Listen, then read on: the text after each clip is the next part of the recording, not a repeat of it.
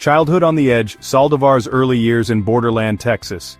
Picture Brownsville, Texas at the very tip of the United States. Humidity thick in the summer air, neighborhoods bustling with the lively blend of American and Mexican traditions.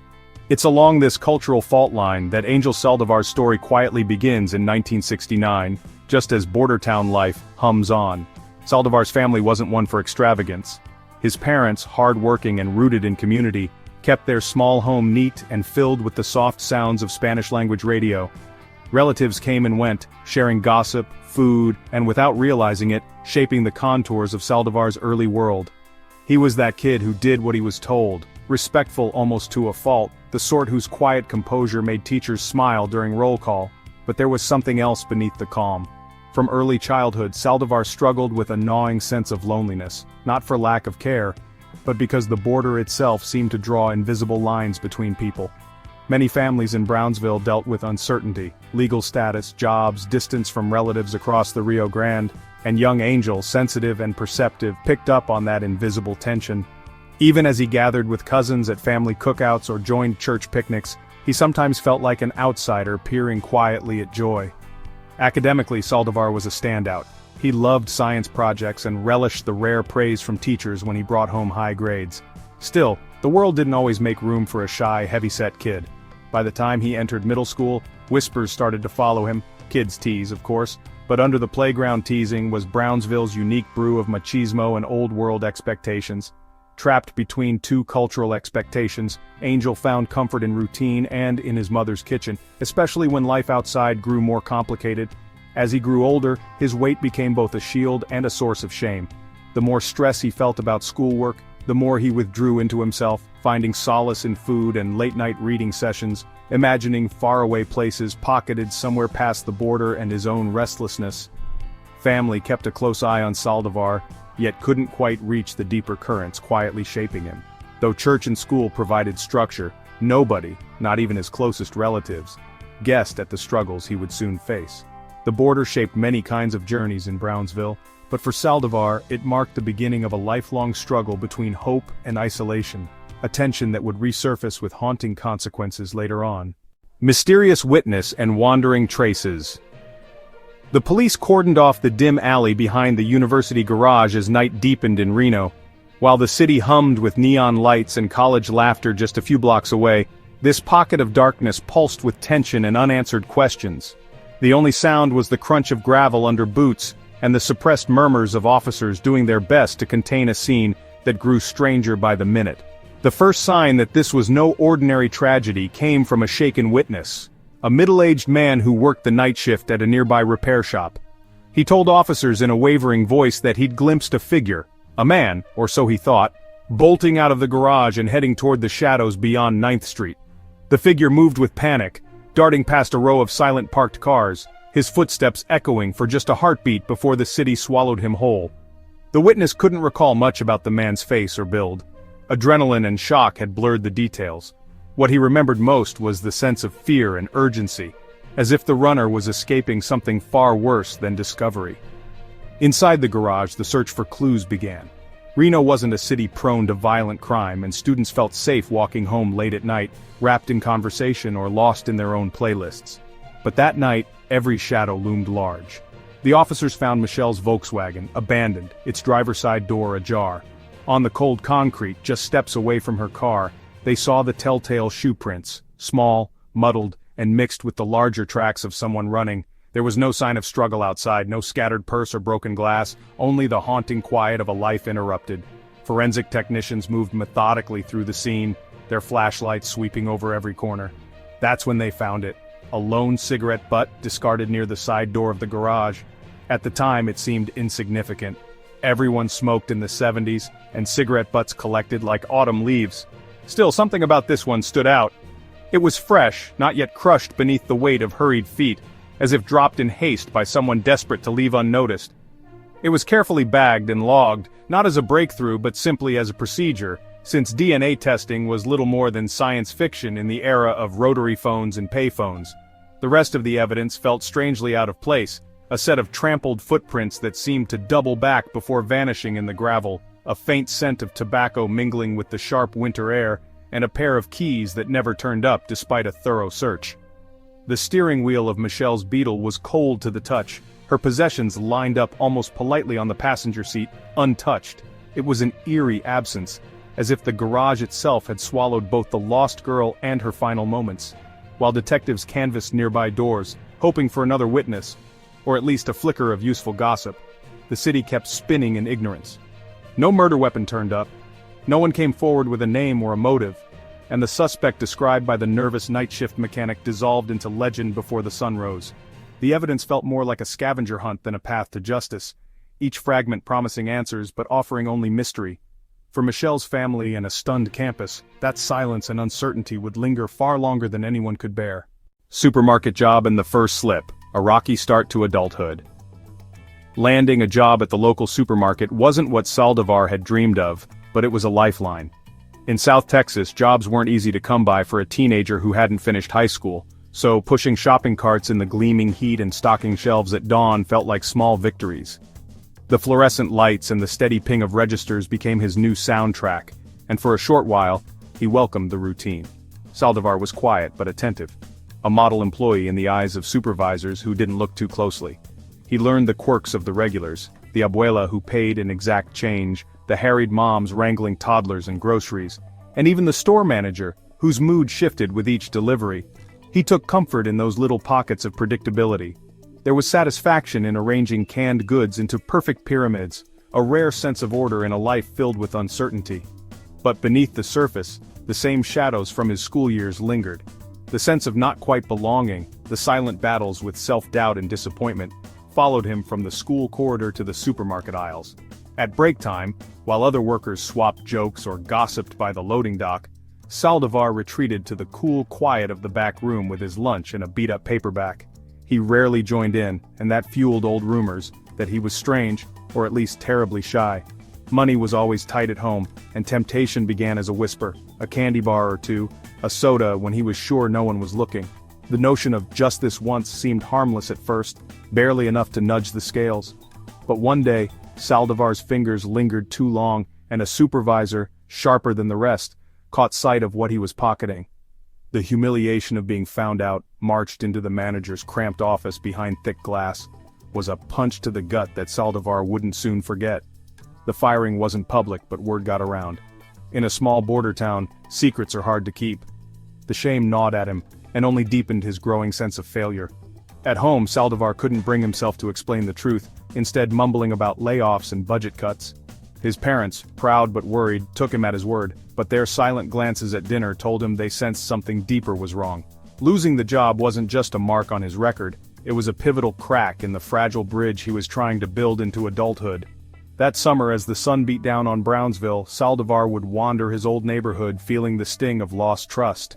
He wasn't just a dropout anymore, he was a boy whose first attempt at starting over had ended before it began. Still, the experience would shape him in ways he couldn't then see. The sting of his first real failure would leave a scar, but it also sparked a kind of stubborn resolve.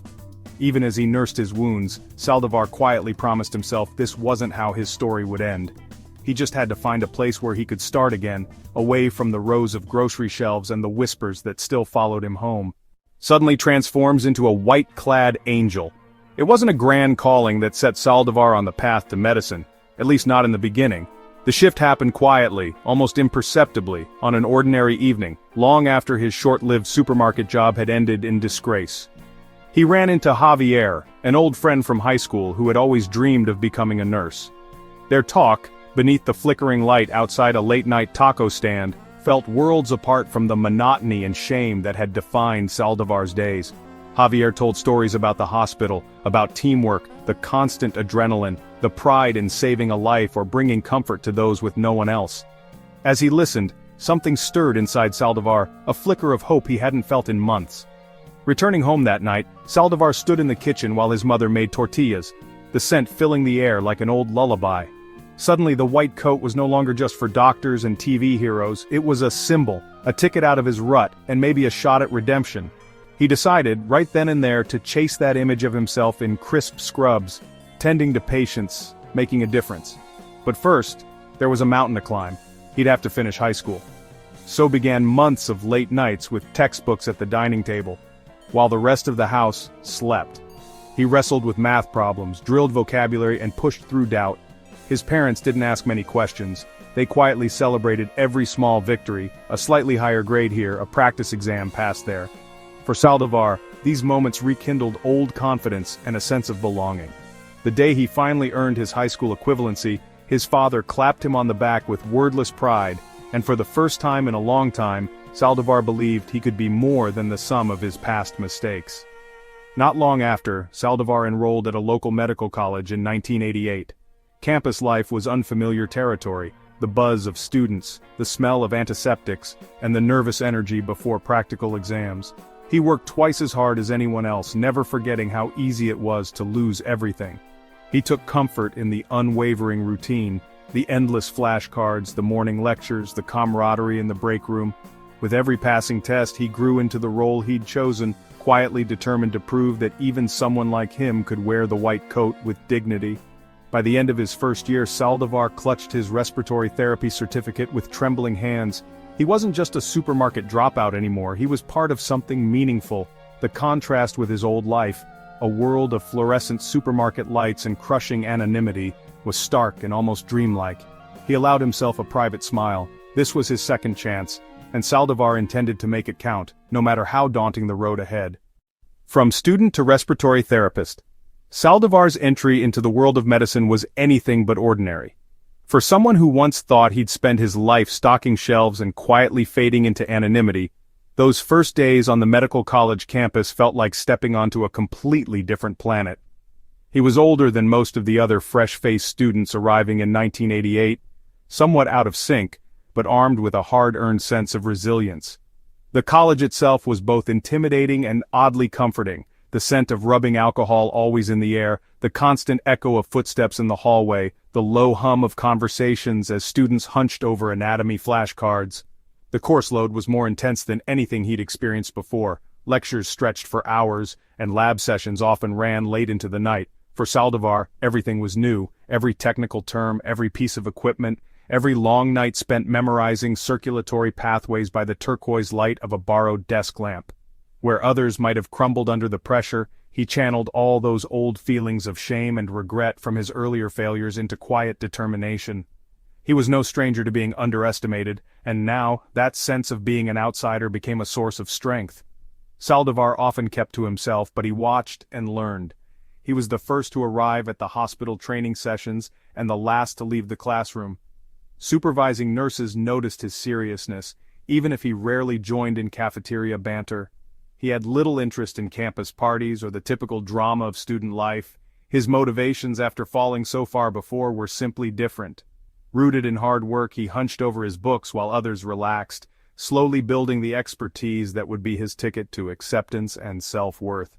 During his rotations at the hospital, Saldivar discovered that he thrived on routine and technical challenge. The beeping of monitors, the intricate dance of tubes and ventilators, these became a kind of sanctuary for him. To some instructors he seemed cold or even mechanical, but behind his steely focus was a young man desperate not to disappoint himself or anyone else again. Occasionally flashes of quiet empathy slipped through, the extra time he spent explaining procedures to nervous patients, or the steadiness with which he calmed anxious family members.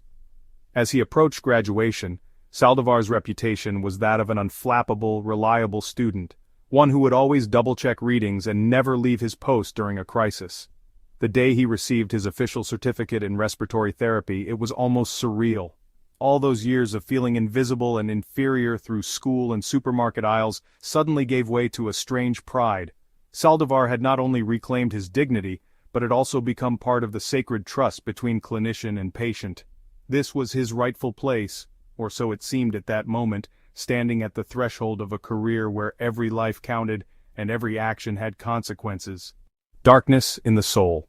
Beneath Angel Saldivar's crisp white coat and the even professional composure he wore at work, there stretched a chasm, a private, relentless darkness that few ever witnessed or understood. To his colleagues he was always punctual, quietly reliable, rarely raising his voice or attracting attention, save for a subtle nod to a passing nurse, or a calm word to an anxious patient. Any sign of distress was carefully edited out before he crossed the hospital's threshold. But in the quiet hours away from the monitors and antiseptic-lit corridors, the shadows inside him grew almost unbearable. Saldivar's lifelong battle with depression was not a sudden bolt from the blue, but rather a heavy fog that had slowly rolled in over the years, seeping into every corner of his life without fanfare. There was no dramatic collapse, no visible sign that would alert family or co-workers, only the silent accrual of emotional debts, small disappointments, and the weight of expectation. He had learned early on how to mask sadness with diligence, to conceal bouts of self-doubt beneath an armor of competence. No one questioned the quiet ones who got the work done. Yet each night when Saldivar came home and the noise of the outside world slackened, he felt it, the unease, the persistent sense that something inside him was out of tune. He'd sit by the small kitchen window, watching the sodium streetlights spill patches of orange onto the cracked pavement, and let his anxious mind wander. Sometimes memories from childhood would surface, moments of embarrassment or shame that should have disappeared with time. Sometimes it was a more nameless fear, of failing, of never quite escaping the border town sense of being on the outside looking in. At work, these feelings lingered just beneath the surface. If a patient didn't respond to treatment or a mistake was narrowly avoided, Saldivar internalized the incident, replaying it countless times in his mind. He wondered if, all along, he was merely pretending to belong among the professionals, that someday others would notice the cracks he tried so hard to keep hidden. The responsibilities of caring for the sick were both a lifeline and a burden. Each saved life granted him a fleeting sense of purpose. Each loss, or even near miss, plunged him deeper into silent self-reproach. Some nights the insomnia grew so intense that Saldivar would find himself pacing the apartment. He kept stacks of unread books on his kitchen table, some on medicine, others on philosophy, a few on spirituality or self-help. He'd start reading but struggle to focus, the words blending together until they offered no comfort at all. Evenings that began in hope of distraction often ended with him staring at the ceiling, searching for meaning in the patterns of light that crept across the walls. Years before, after a particularly bleak spell following an error at work, minor in the grand scheme but magnified tenfold in his mind, Saldivar arrived at the decision to seek professional help. It was not a conversation he found easy. Admitting vulnerability was anathema to the stoicism expected both at home and in his field. Still, after an anxious wait in the doctor's office, he finally confessed the storm raging inside. Therapy and medication became part of his routine. Taking antidepressants felt both like surrender and salvation. There was the guilt of needing help, and the relief that, at least sometimes, the fog lifted enough for color to return to his world. Therapy sessions gave him language for things he'd only ever sensed in the abstract. The burden of shame, the rootless anxiety inherited from the uncertainty of the border, the endless cycle of trying to prove worth without knowing what enough felt like. Life did not change overnight, nor was there victory in the conventional sense. Periods of stability were interspersed with stretches when nothing seemed to help. The dosage would change, the conversations with his therapist would lengthen, but darkness persisted. He managed outwardly to function, but each time a new patient coded or another family lost hope, he wondered if deep down he was being hollowed out by the burden of so much unspoken grief. Saldivar's family sometimes sensed the distance but never pressed for details. Conversations around the dinner table, especially at holidays, had grown more superficial. His parents, proud of his professional standing, did not know how to read the signs of distress. When his mother commented that he looked tired, he would simply nod and say work had been busy. They accepted his explanations as they always had, never questioning further, unaware that he sometimes sat in his car after a shift, unable to muster the will to go inside. He found fleeting solace in hospital routines, the predictability of his schedules, the comfort of protocols and guidelines, even the cold hum of the machines. In these patterns, he could disappear, give his mind a respite from the noise within. But as time passed, the emotional toll did not lessen. He sometimes wondered what would remain if he stopped moving, stopped working. Would the darkness simply snap shut, uninterrupted? Would anyone notice if the sadness finally became too much to shoulder? Of course there were moments of light, connection with a patient who recovered against the odds, a word of gratitude from an exhausted relative, laughter during a rare lunch with a colleague. Saldivar clung to these small victories, counting each as a bulwark against despair. But the knowledge that such moments were fleeting, while the drag of depression was constant, left him yearning for more enduring relief. At times he looked back on his journey, from the adversity of his youth, through the false starts in the supermarket, the grueling climb through school to the day he put on his first set of scrubs. He realized he'd been running his whole life, chasing validation he could never quite grasp. The border, with all its barriers both seen and unseen, was now less a place on a map, and more a locked room in his own mind. The sense of otherness, of always being not quite at home, had followed him, narrowing his passage through joy, sealing off the exits from pain. By his mid-30s, Saldivar had mastered the rituals of concealment, polite conversation, modest pride in his work, a tidy apartment with shelves of meticulously arranged books. Underneath, his battles continued, as silent and as fierce as ever. Each day was a negotiation between duty and despair, yet in private he allowed himself the hope that perhaps, by helping others, some measure of peace would eventually find him. No one outside his closest circle, not even the therapists who tracked his progress, knew how thin the line sometimes grew. No one at the hospital suspected the private cost of his calm. He told himself again and again, if he made it through this shift, this week, this crisis, perhaps the darkness would subside. And in that fragile space between hope and certainty, Angel Saldivar carried on, heart heavy but hands steady, always searching for a light that never seemed quite within reach. The first wave of doubt. The first ripple of suspicion came quietly, barely more than a whisper drifting through the sterile corridors of the hospital. In 1997, years into Angel Saldivar's meticulous career as a respiratory therapist, his colleagues had grown so used to his calm efficiency that many barely glanced twice at his passing silhouette. Yet sometimes it is the quietest currents that run the deepest. It began with an uneasy feeling, a nagging sense that something was slightly off. Nurses who worked the night shift, battle-hardened, sharp-eyed, started exchanging guarded looks over empty coffee mugs at the break-room table. They spoke in low voices about Saldivar's uncanny presence at unlikely places and times. Why did he volunteer for so many graveyard shifts? Was it merely dedication, or perhaps a desire to avoid scrutiny, to operate under the cover of darkness? A young nurse, Maribel, was the first to confide her worries to a supervisor. She had seen Saldivar respond quickly, but not frantically, when a patient coded in the early hours, as if he'd anticipated the crisis. At first, her suspicions were dismissed. Saldivar had a record of reliability, after all, and the medical field is notorious for burnouts, fatigue, and errors that blur into the background of high-stress hospital life.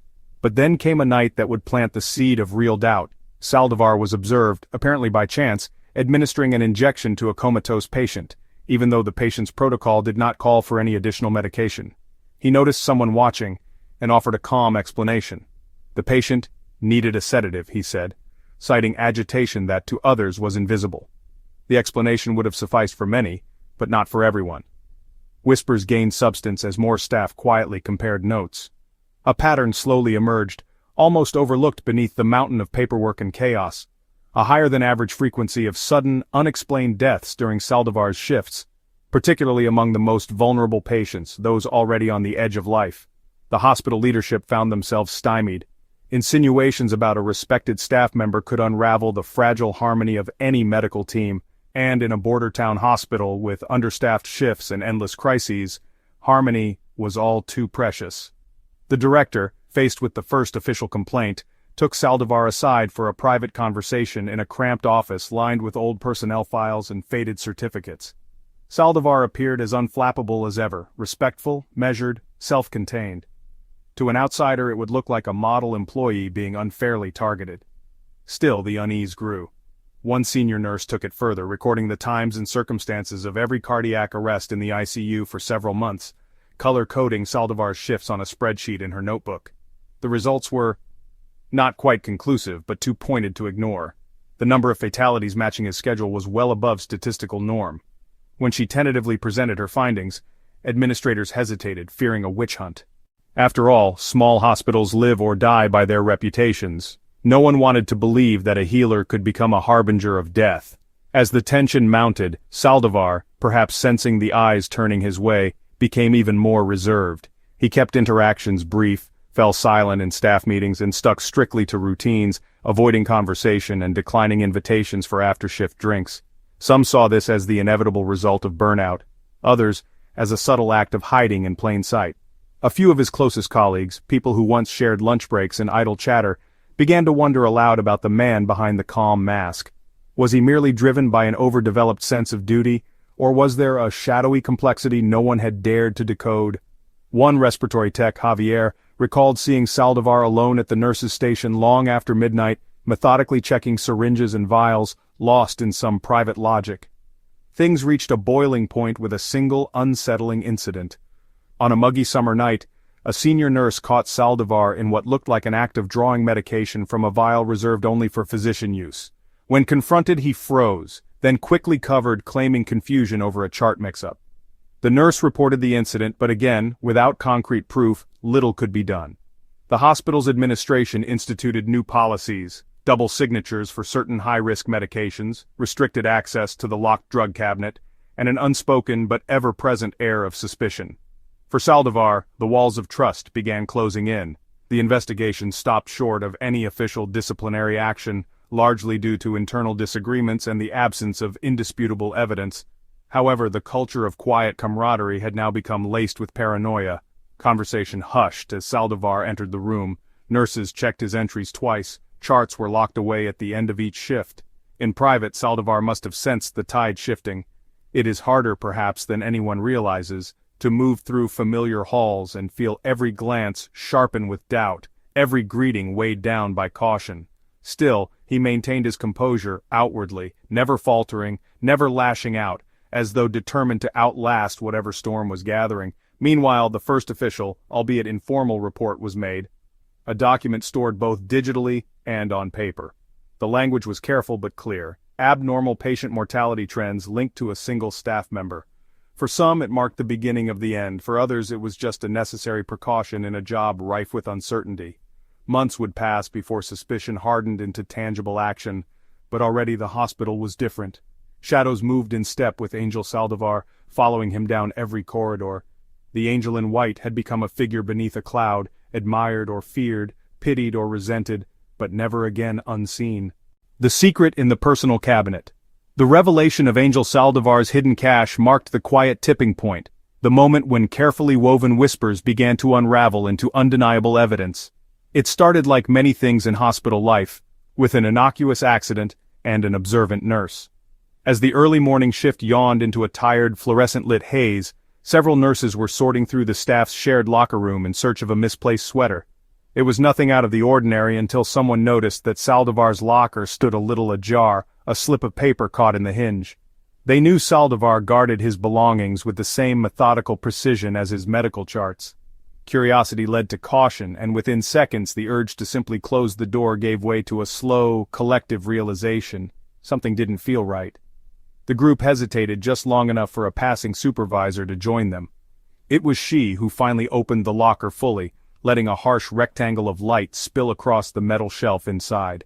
No one expected to find a neatly organized collection of vials and small containers, some labeled in the familiar institutional hand of the hospital pharmacy, others marked only with cryptic numbers or faded descriptions. There, tucked behind a wrinkled lunch sack, were ampules of morphine, powerful muscle relaxants, controlled substances so dangerous that their use was reserved for specific physicians alone. To the untrained eye, it could have looked innocuous, the stockpile of a diligent tech keeping spare supplies out of convenience. But to those who understood the rules, it felt like being struck with a bolt of ice. The silence was thunderous. Nobody spoke for several seconds, trying to comprehend what they were seeing. A younger nurse pulled out her shift sheet and looked between the names of recent patients and the drugs found on that upper shelf. Another shook her head in disbelief, voice trembling as she whispered about the gravity of unaccounted narcotics. What followed was an uneasy dance of bureaucracy and alarm. The supervisor, pale-faced, immediately secured the locker, making certain not to disturb the arrangement more than necessary. A call was placed to both the pharmacy and hospital administration. Security's arrival, usually cause for little more than an eye roll at a misplaced badge, was stately and silent. Even the maintenance crew working nearby sensed the tension and drifted away. Words like protocol violation, chain of custody, and possible criminal investigation darted between officials as a formal report was filed. The air thickened with apprehension, an invisible fog clinging to everyone who witnessed the discovery. Saldivar himself was nowhere to be found. He had finished his shift as quietly as ever a few hours earlier, exchanging his muted nods with the night crew and leaving through the side door. Word of the incident spread almost instantly. first as rumor, then as hushed certainty. Some staff were shocked, others, struck by sickening déjà vu, began privately linking this tangible evidence to the uneasy pattern of unexplained deaths and medical anomalies from recent months. The locker's contents weren't limited to the obvious. Tucked under the back shelf were printouts of patient records, cases that had occurred during odd hours, all seemingly mundane to the uninitiated but suspicious when paired with the specific drugs in hand. Several empty syringe packs appeared in a small plastic bag, as did an assortment of labeled and unlabeled bottles, whose very presence outside secure storage was a violation of the strictest hospital protocols. The administrative response was swifter than anyone could recall. Security began quietly escorting staff in for interviews. The pharmacy ran audits on every controlled substance distributed in the previous 6 months. Small errors that once would have been dismissed as paperwork glitches took on new significance. As one pharmacist put it, "We stopped thinking like a hospital for a minute and started thinking like detectives." In the weeks that followed, curiosity transformed into vigilance, and vigilance into fear. Nurses who once lunched together now eyed each other warily, aware that the world they trusted had shifted beneath their feet. The hospital's ICUs and night shifts, once havens of camaraderie, became stages for whispered speculation and silent accusation. Saldivar was summoned for a meeting with administration and security, where he was met with a tableau of evidence. His locker's contents neatly arranged across a table, each item tagged and documented. The gravity of the moment weighed on the room. Saldivar, ever the portrait of composure, listened as the list of violations was recited. He offered only the most measured explanations, mistakes, oversights, misunderstandings about hospital protocols, yet the details were damning. Controlled substances missing their paper trail, patient records in his possession, instruments taken out of the locked supply room without corresponding orders. Investigators soon realized the implications spanned well beyond a single act of carelessness. Patterns in drug usage and fatal complications during Saldivar's shifts became the focus of a broader inquiry. Every ICU chart, every drug log, every staff report with his name suddenly demanded review. Among some there was a tremor of sympathy. Could a good man under unimaginable stress have made a handful of terrible choices? For others, a wave of bitterness welled up, fueled by the betrayal of trust. Colleagues who counted on Saldivar's reliability now wondered how many moments had been twisted by his hand. For the families of the lost, questions kept multiplying. Had their loved ones been safe, or silently preyed upon? As the days stretched on, the hospital transformed. Security cameras appeared in the medication rooms, keys were restricted. Administrators issued stern reminders about ethical responsibilities.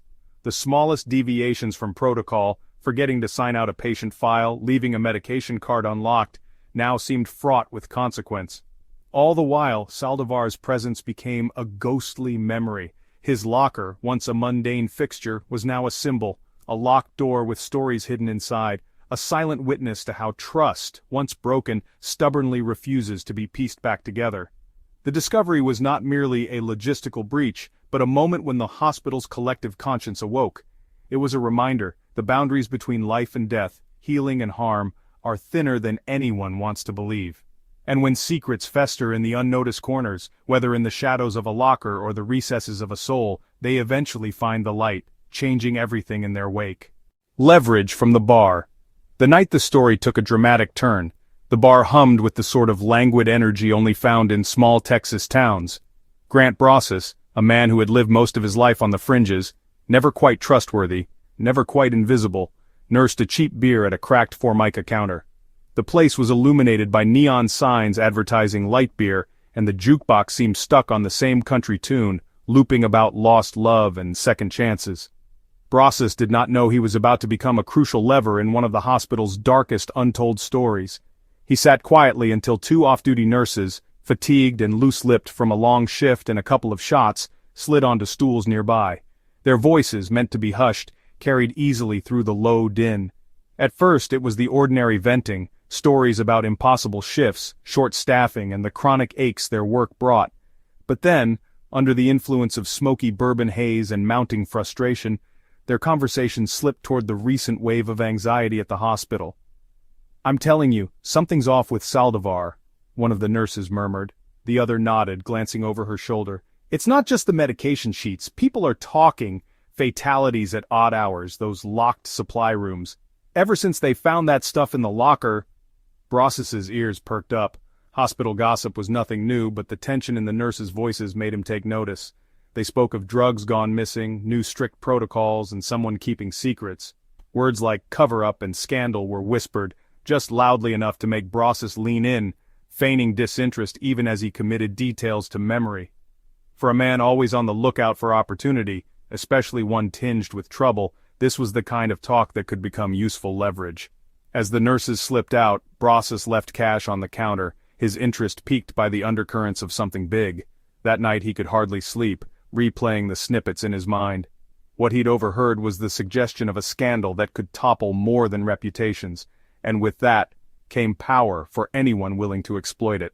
The next day, Brossis visited a friend who worked maintenance at the hospital, someone he owed a few favors. Over pool and a pair of watery beers, Brossis probed lightly, fishing for information. His friend, not as careful as those nurses, confirmed more than Brossis hoped. Whispers about disciplinary meetings, hushed staff, and the administration's fear. They don't want anyone talking about it. It had torched the hospital, and if you know the right details, that's worth something. It did not take long for Brossis to hatch a scheme. He made a few anonymous phone calls. First, a vague message to the hospital administration, warning that he knew about the drugs and the deaths, and threatening to go to the press unless they paid him off. His messages were peppered with enough specifics, locker room, midnight shifts, missing medications, that the threat felt tangible, a snake coiled in the shadows. The hospital, rocked by internal chaos and desperate to keep rumors from leaking, panicked. Small-town hospitals live and die by trust. A scandal like this could destroy not only careers, but the entire institution. Quiet meetings were held behind closed doors. Some administrators wanted to quietly pay Brossis to make him disappear, hoping the problem could be contained. Others argued for involving the authorities, worried that giving in would only encourage more blackmail. All the while, rumor and fear spread, infecting every department, from the ER to the janitorial staff. Tension on the wards was palpable. The presence of new security officers and administrative rounds only made things worse. Still, Brossis pushed his luck. He called again, emboldened by the administrator's initial panic. This time his threat was more explicit. Either make it worth his while, or watch the story explode in the media. But such high-stakes games come at a cost. Eventually, his brazen approach drew the attention not only of hospital security, but also of a veteran police detective known for her stubborn curiosity. The detective, already clued in by internal rumors, realized that where there was blackmail, there might be a graver crime underneath. The first police interviews began in a discreet back office. Grant Brossis swaggered in, playing the role of an insider with all the pieces, but he couldn't hide his lack of real connection to the hospital's inner workings. He claimed to have evidence, but in fact, he only had rumors, snippets overheard in a bar, and a history of dubious behavior. Despite his shaky story, his bluster forced the hospital's hand. With the threat of exposure looming and official attention mounting, the administration could not ignore the accumulating suspicions any longer. They launched a formal, sweeping internal investigation, bringing in outside medical auditors and tasking a special committee to re-examine every patient death, every medication discrepancy, and every staffing anomaly from the past year. Much to their horror, the pattern that had once seemed impossible to trace now materialized in the cold, clinical language of spreadsheets and logs. Several deaths, all during Saldivar's shifts, all with inexplicable spikes in muscle relaxant use, could no longer be written off as medical misfortune or simple error. Staff on the night shifts grew restless. Some whispered that maybe the blackmailer had done the hospital a favor by forcing the truth into the open. Others resented Brossis for the carnival of suspicion he had loosed on an already fractured workplace. But one thing was clear, the scandal had broken containment. The local press caught wind, running stories about disturbing trends, investigations into patient deaths, and eventually mentioning Saldivar by name as part of an unfolding inquiry. When police finally acted, they did so with a search warrant for Saldivar's home and a court order for hospital records. Brossis, who hoped for a quick payday, instead found himself questioned as a witness in what now looked to be a criminal case. The administration braced for fallout. Statements were drafted, lawyers retained, and the hospital board held emergency meetings to determine how to restore the trust that had so quickly unraveled. In the end, the bar that night became the spark. Grant Brossis's opportunistic scheme, born more of greed than justice, forced into motion what the hospital's internal systems and silent suspicions could not. a thorough public reckoning with the truth. While many would remember the deaths, the investigations, and the tragedy of Saldivar's betrayal, few would forget the moment a stranger in a roadside bar, by listening where others only spoke in hushed tones, became the trigger that pried the final secret loose. The shattering confession. In the suffocating air of a dimly lit police interrogation room, Angel Saldivar sat across from a pair of detectives, his face pale but calm, his hands resting quietly on the oak table. What led to this moment was a long storm of speculation, careful investigation, and relentless badgering. Yet nobody was prepared for the gravity of what would unfold when Saldivar finally decided to break his silence and bare his soul in a confession that would rock not just the hospital but the entire border town to its core. For hours, Saldivar barely spoke, a mask of detachment, an expert in controlling his composure after years in emergency rooms and silent corridors. The investigators changed tactics, alternating between confrontational and gentle, laying out patient files, photographs, and records on the table between them. Occasionally one detective would leave the room so the other could lower their voice and speak to Saldivar almost like a friend, hoping empathy might crack his defenses where pressure had failed. Eventually, it was a seemingly innocuous question.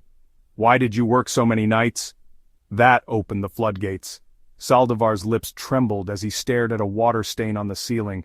His confession began not with anger but with exhaustion and a sense of overwhelming relief, as though the burden of years was finally becoming too heavy to drag one day further. His voice was soft at first. "I never thought it would come to this," he whispered. What emerged in the ensuing hours was a devastating tapestry of detail, sorrow, rationalization, and pain. Saldivar spoke haltingly about the first life he ended, a terminal cancer patient gasping for air, the hospital's night shift echoing with distant beeps and hushed voices. "She was suffering," he said. "She had nobody.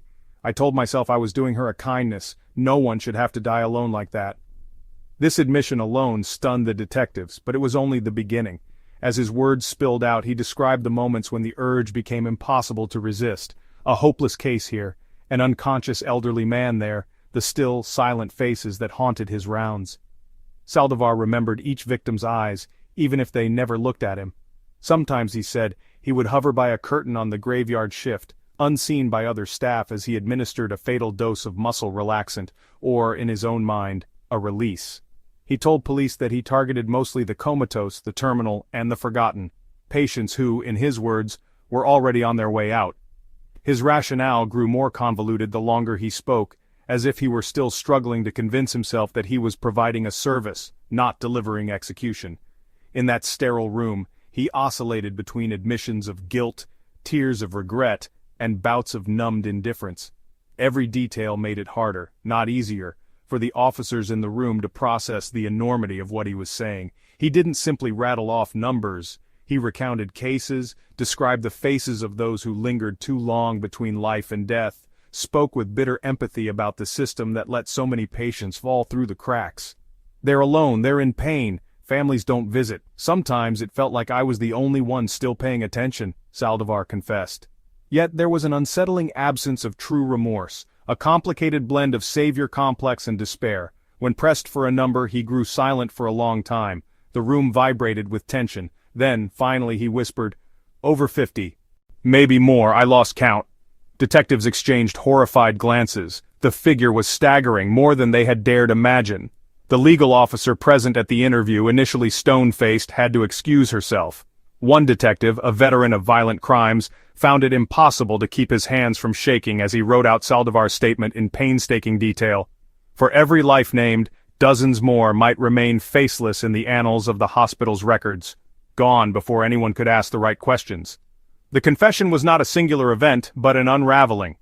Over several sessions, Saldivar continued to recount his actions, the methods he used, the ways he mentally justified what he did, the notes he sometimes wrote to himself to mark the passing of another patient, private reminders that, for him, each death was both a burden and a twisted relief. He spoke of the guilt that gnawed at him late at night, the obsessive need to organize, to keep every vial in perfect order, an attempt to control chaos by deciding in secret who lived and who died. He was asked repeatedly, did he feel like a killer, like a helper? Saldivar's answer evolved with each round of questioning. "I thought I was chosen for this," he murmured at one point. Some nights it felt like I was summoned, like there was a voice telling me to do what no one else wanted to do, what nobody could face. His voice revealed cracks, moments when even he was not sure where conviction ended and delusion began. From a legal perspective, the confession was a rare and seismic event. Lawyers, investigators, and hospital officials crowded administration offices, poring over transcripts and tapes. Saldivar's clear articulation of the acts, combined with the specificity of details only a direct participant could have known, gave prosecutors the basis for building multiple charges. But it also raised horrific questions. What drove a man who once wore his scrubs with pride to become the self-appointed arbiter of life and death? How could such a fate have gone undetected for so long? News of the confession, of course, would not stay confined to small offices and binders.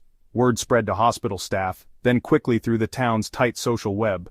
Nurses who had trained with Saldivar, who'd eaten dinners with him in the cafeteria or laughed during late-night shifts, stared numbly at their hands after reading the first leaked headline.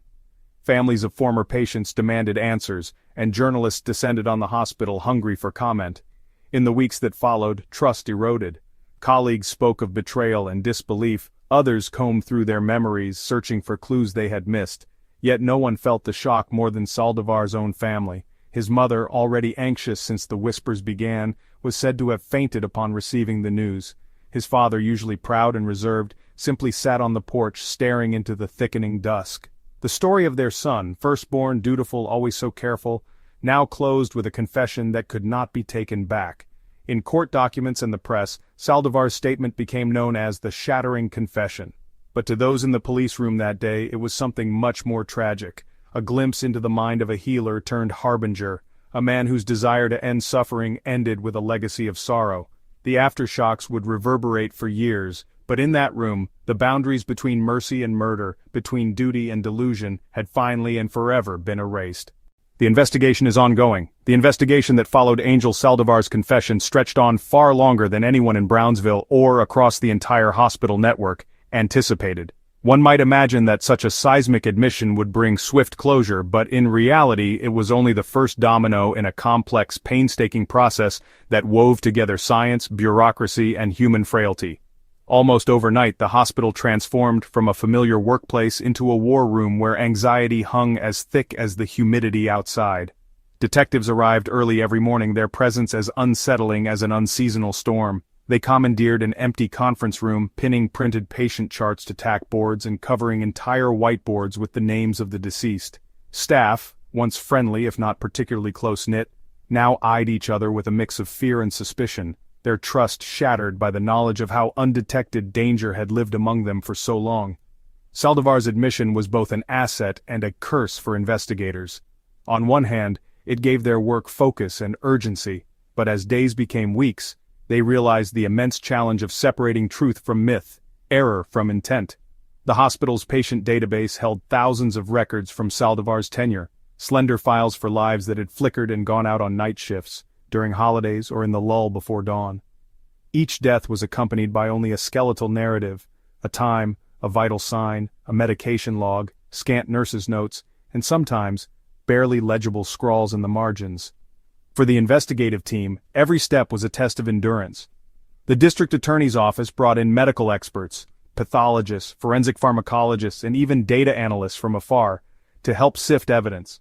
Together, they constructed a massive timeline of deaths, cross-referencing times when Saldivar was working with spikes in patient fatalities and flagging any instances of unusual medication use. The process was deeply methodical and agonizingly slow. One major obstacle quickly became apparent. For many of the alleged victims, their bodies were no longer available for exhumation and toxicology analysis. Many had been cremated or buried in distant cemeteries, and for some families, reopening wounds of grief for the sake of investigation was a horrific proposition. In these cases, the team had to rely on what remained, archived blood samples and medication records when available. But hospital paperwork, subject to hurried midnight scrawl and human error, often failed to reveal the critical truths investigators sought. The more investigators dug, the more tangled the narrative became. Not every sudden death could be attributed to malice. In a busy hospital, mortality is a constant companion. But suspicion settled on patterns Saldivar's confession had highlighted. Clusters of fatalities among the terminally ill, comatose, or elderly, especially during the graveyard shifts he so often volunteered for. For some cases, lab tests seemed inconclusive, hinting at possible muscle relaxant or morphine overdoses, but falling just short of the evidentiary threshold required for prosecution.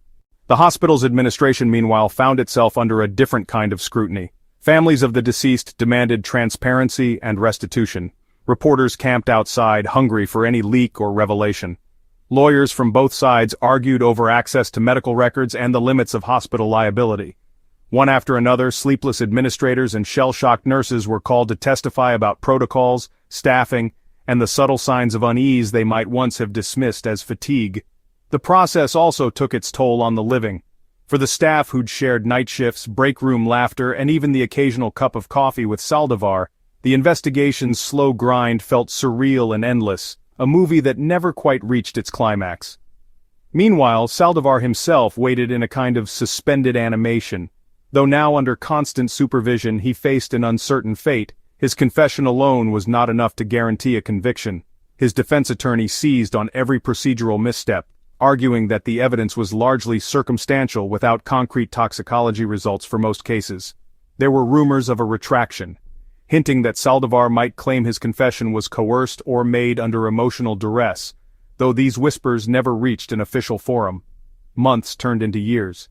Investigators followed every thread, cross-examining pharmacy logs, mapping out nurse and doctor schedules, and interviewing family members for the faintest hints of suspicious activity. The hospital quietly implemented stricter controls, dual sign-offs for narcotics, more frequent audits, and a new system for anonymous staff reporting. But for every new policy, morale seemed to sink further, weighed down by exhaustion and the shadow of what had been missed for so long. The breakthrough, when it finally came, felt muted compared to the intensity of those first shocked days. 6 cases, just 6 out of dozens suspected, could be conclusively tied to Saldivar through physical evidence, muscle relaxant residues or unexplained spikes in medication tracings. For these, a combination of saved blood samples and meticulous logbook cross-checks painted a damning enough picture for prosecutors to proceed. The rest were left in a painful limbo, their stories immortalized in boxes of unclosed files, their families forever denied clear answers. Despite the passage of time, the aftermath of the investigation continued to ripple through the hospital and the wider community. Annual memorials sprang up for the confirmed victims, and former staff members would sometimes meet quietly after shifts to talk through the trauma of those years. New nurses were trained with cautionary tales, the story of a trusted healer who had used the quiet power of isolation to shatter lives. Brownsville's hospital was never quite the same. Policies changed, but so did the culture. Trust, once fragile, was now ringed by vigilance, and a tragic knowledge that darkness can dwell even where lives are dedicated to light. Sentencing and the final event. The sentencing of Angel Saldivar drew a wide, somber crowd to the county courthouse in Brownsville. The proceedings, unlike anything the small border town had ever seen, played out beneath the glare of national media and the watchful eyes of families devastated by loss. The trial itself was grueling. Attorneys on both sides sparred fiercely over the reliability of evidence, the weight of Saldivar's confession, and the moral quandaries embedded in the case. But when the judge entered the courtroom on that chilly January morning in 2002, the sense of finality was unmistakable. Saldivar, wearing a plain suit instead of hospital scrubs, faced the court with the stoic detachment that had characterized him for years. Some relatives of the victims glared at him, anguish etched on their faces. Others avoided his gaze, unsure whether to see him as a monster, a broken soul, or just an inscrutable stranger. Legal counsel for the prosecution laid out the evidence, charts, logs, testimony from medical experts, and most importantly the haunting recording of Saldivar's own words. The defense tried to humanize him, emphasizing his lifelong mental health struggles, his claims of ending suffering, the desperate hope that mercy could be confused with murder in the dark hours of the ICU. The verdict did not surprise many.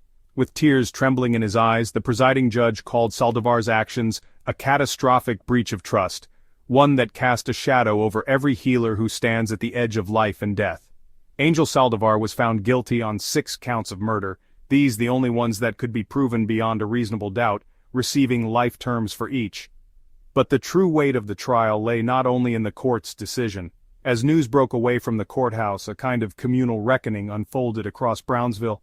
The hospital, battered by scandal, held forums and counseling sessions for its staff. Community leaders organized vigils for the confirmed victims, as well as those forever consigned to uncertainty because evidence had long vanished.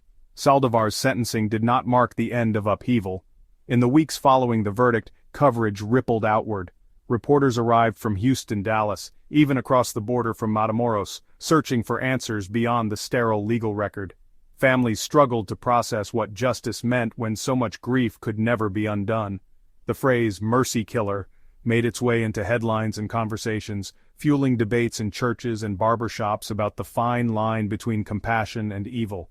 For some, Saldivar's fate was a warning against unchecked power within the medical system. For others, it awakened painful memories of loved ones lost not to crime, but to cruel fate and medical helplessness. Meanwhile, behind bars, Saldivar became a notorious figure. In prison, he was both shunned and sought after. Some inmates kept their distance, whispers of the angel of death haunting the halls, while a few, especially those with their own histories of trauma, approached him with a mix of curiosity and dread. Psychologists assigned to monitor him observed a deeply divided man, sometimes remorseful, sometimes still rationalizing his choices as acts of muddled compassion. Letters from his parents went unanswered for months at a time. At other times, Saldivar would respond with pages of reflection, never excuses but fragments of regret, confusion, and the recurring memories of faces he could never fully forget. The legal impact of the case was seismic in the Texas medical community. Hospitals across the region revisited their protocols on drug access, patient monitoring, and staff oversight. Ethics boards conducted mandatory seminars, and whistleblower protection policies were rewritten. In academic circles, Saldivar's case became a fixture in lectures about medical ethics, the psychology of caretakers, and crisis management in healthcare institutions. Sometimes the ripples felt subtle but profound. New nurses joined Brownsville's hospital every summer, always with a shadow of caution and the unspoken knowledge passed on by older colleagues. Kindness saves lives, but complacency and silence can cost them. Memorial plaques were installed in quiet corners of the facility, some with the names of known victims, others left blank with the simple inscription, "Never again." For Saldivar's family, the burden hung heavy. His parents, both elderly and shrinking from the world's scrutiny, relocated to a distant relative's home farther inland. Their house, once a hub for Sunday gatherings, remained locked and silent. In the rare moments they returned, the neighbors watched without words, aware that some wounds never close. The hospital at the center of the ordeal gradually found its footing again, weathering lawsuits and staff turnover. Whispered stories about the angel in white became the stuff of late-night break room warnings and cautionary tales for students doing their first rounds. For years afterward, patients and their families would sometimes ask directly about Saldivar, seeking reassurance that the past would never repeat itself. Administrators responded candidly but firmly, describing new technology, vetting measures, and the lessons learned at such a terrible cost. In the end, Angel Saldivar lived out his days confined and largely forgotten outside the walls that once housed his ambition and his fall. His crimes remained a permanent blot on the local and medical records, but also a catalyst for hard-won progress. The real legacy was not just the punishment levied against a single man, but the call to vigilance in places where trust, life, and healing intersect, and where, as Brownsville learned, even angels can lose their way.